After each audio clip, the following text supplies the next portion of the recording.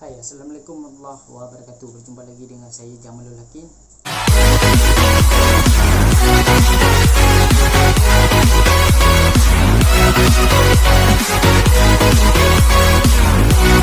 Oke guys ya, di video kali ini kita akan kembali reaction video dari salah satu channel Ubah TV, yang itu isi channel beliau ni seputar berita dekat Malaysia je guys ya. Nanti korang cek je dekat deskripsi ni ada link channel beliau Oke guys ya, di video kali ini kita akan reaction yang bertajuk apa sebab pihak Indonesia membekukan penghantaran pekerja ke Malaysia ya.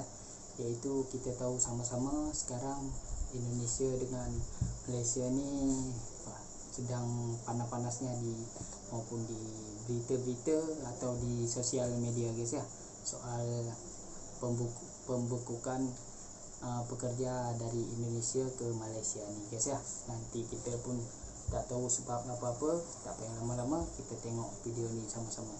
Yang belum singgah ke channel saya, ada tombol subscribe guys ya, dekat bawah, support sikit channel ni ya. Okey, tak payah lama-lama, kita reaction video ni.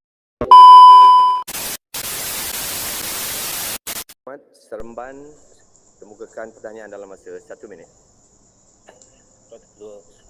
Salam sejahtera, selamat pagi.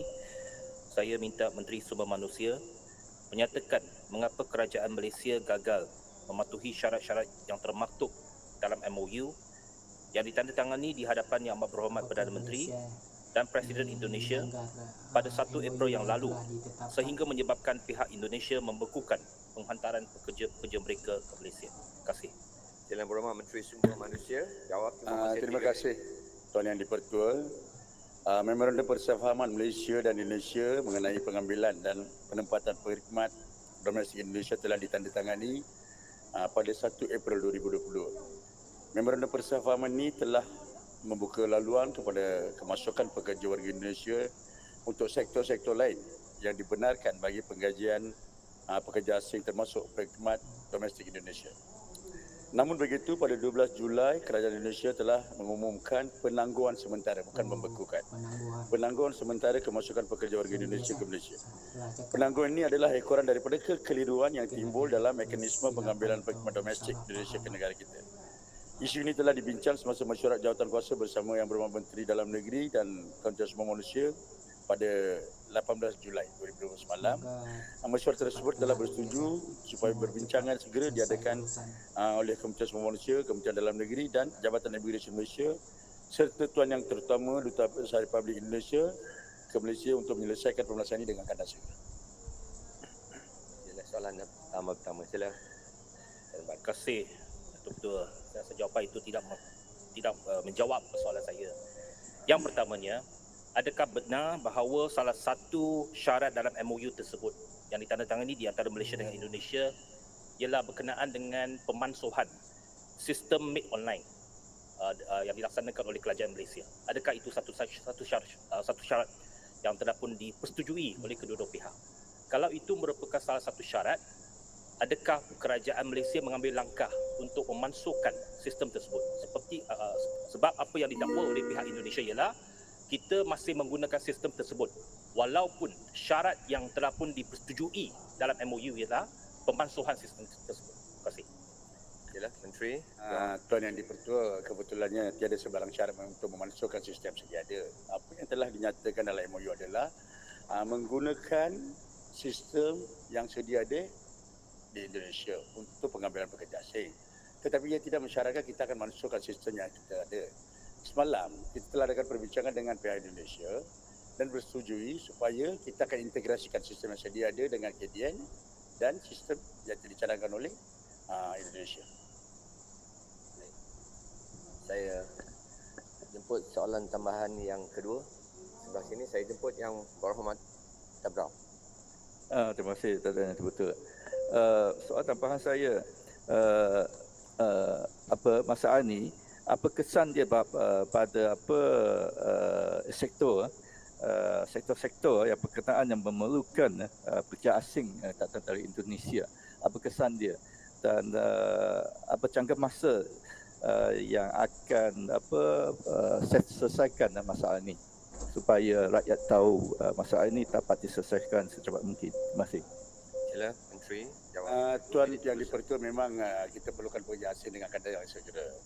Apabila kita mengadakan perbincangan dengan pihak Indonesia, mereka cadangkan gunakan one channel system yang sedia ada di Indonesia supaya buat masa ini. Kita gunakan melalui KD, kita gunakan sistem made online di mana Indonesia berpendapat mereka tiada pengetahuan. Pekerja asing daripada Indonesia masuk sebagai pelancong dan akhirnya dikeluarkan pemilik oleh Malaysia. Maka mereka tiada maklumat pekerja mereka masuk ke dalam negara kita, maka dengan adanya one channel system daripada Indonesia, mereka bisa sempat memantau. Dan sebelum perbincangan dengan KDN, kita telah bersetuju dari segi dasar untuk mengintegrasikan sistem sedia ada dengan KDN dan made online yang sedia yang dicadangkan oleh pihak Indonesia supaya kedua-dua negara akan adakan maklumat. Dari segi kesan memang kita perlukan pekerja asing dengan kadar yang segera dan kita pun telah mencadangkan apa yang telah dibincang di antara Kementerian Sumber Manusia dan KDN kepada Duta Indonesia, dan saya percaya dan yakin perkara ini akan diselesaikan dalam tempoh masa yang terdekat. Terima kasih Menteri. Peraturan mesyuarat membenarkan 2 tapi dalam tempoh masa 10 minit. Tapi ada masa saya beri soalan tambahan yang ketiga kepada Ipoh Barat. Sila. Terima kasih. Yang berhormat, soalan yang tentu. Ini adalah di mana semasa Pakatan Harapan merajuk kerajaan, kita setuju bahawa online made system ini dihapuskan. Tetapi kita hairan sekarang bila kerajaan bersetuju dengan one channel system dengan Indonesia. Itu bermakna self-explanatory bahawa made online itu tidak boleh dipakai. Kenapa lagi diguna pakai? This is the shortest lived memorandum of understanding in the whole world of Malaysia.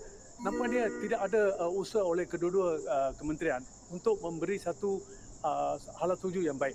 Yang mustahak, Datuk Ketua, masalah yang dihadapi oleh plantation industries yang berhormat, lebih dari 150,000 orang diperlukan. Banyak buah-buah yang sudah lepasi tempoh untuk to harvest, belum di-harvest. Berjuta-juta bilion, saya difahamkan 28 billion loss. Adakah kerajaan fikir kenapa ini satu perkara yang senang, kita menolonglah kita punya perniagaan. After COVID, kita perlu memberi lebih insentif kepada mereka. No need government to spend money.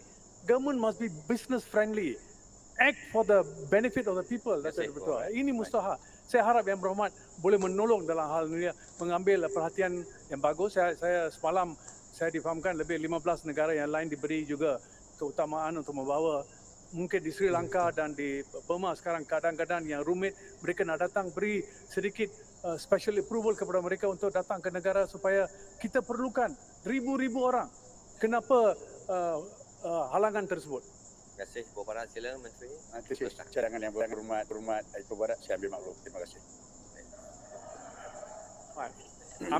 Ambil perhatian itu satu. This is the standard reply of civil servants lah. Jangan kita lari dari tanggungjawab. Yang berhormat tahu bahawa kekurangan ini merugikan.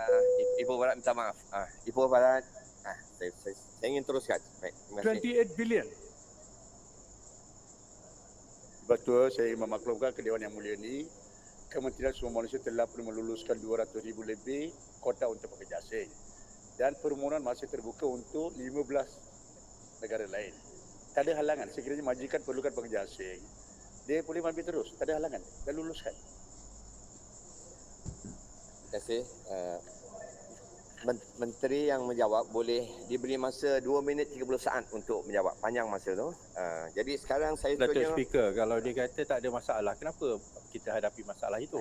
Apa punca masalah tu? Menteri cakap satu. Dia berikan gambaran macam tak ada masalah. Boleh je, tapi masalah tu ada. Tuan Yang Dipertua, memang tak ada masalah. Tak tahu masalah apa. Ada sedikit kekeliruan dengan Indonesia dari segi pelaksanaan. Bukan membatalkan MOU seperti mana disebut oleh Ipoh Barat, bukan membatalkan. MOU masih relevan, ada sedikit kekeliruan dari segi pelaksanaan. Kita telah pun berbincang dengan pihak Duta Indonesia dan telah mencadangkan cadangan daripada Kerajaan Malaysia. Perkara itu akan diselesaikan dalam keadaan segera. Tambahan pula dari segi pengambilan pekerja asing, kita dah luluskan 200,000 pekerja asing, lebih daripada 200,000, dan majikan telah pun bayar levy kepada KDN. Sekarang isunya majikan perlu ambil pekerja asing mengikut keperluan mereka daripada negara mana mereka perlu. Terima kasih. Terima kasih Menteri. Pertanyaan jawab